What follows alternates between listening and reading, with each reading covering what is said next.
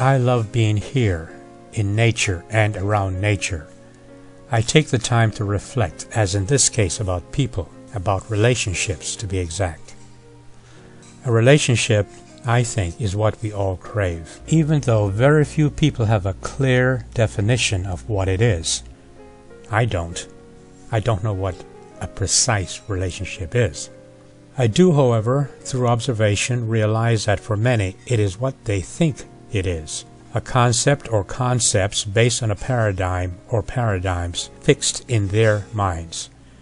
Paradigms that are the products of fantasies placed in their psyche by television.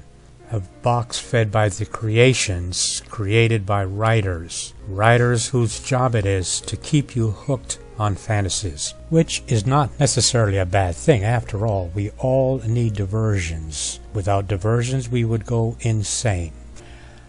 I don't think that relationships can be defined as one would define a mathematical formula. It is never precise, and a successful one, rare as it may be, cannot be easily explained. To me, relationships are like sunsets. No two sunsets are ever the same because there are so many variables to influence the elements that created that sunset. Yet each sunset is a beauty unto itself.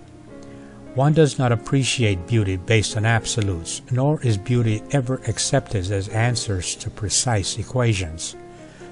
Just as no two roses is ever alike, but most roses are cherished and adored based on its own beauty. No two women are ever alike, for that matter, but to that specific man, that specific woman is divine, an angel, a beauty beyond comparison, and that man will wrap his thoughts in a feelings that he calls love. That too is beyond explanation. I don't have a precise definition of love, but I do know unequivocally what it is not. It is definitely not mental torture based on unrealistic expectations and demands that are just based on fantasies.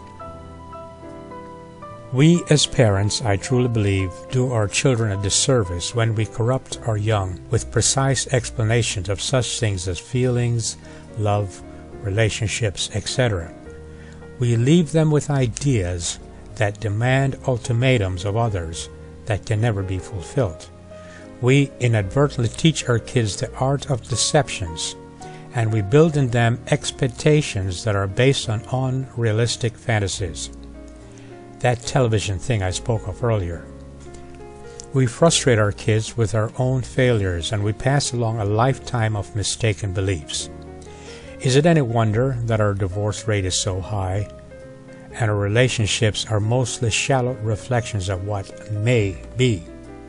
Honesty, truth, integrity are just words that in fact have no place in our perceptions of our paradigm of the theater we call relationships.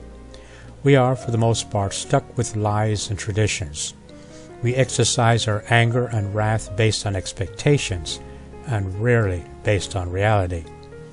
We cannot be truthful and truly open with ourselves because we don't know how to be so open and truthful with ourselves.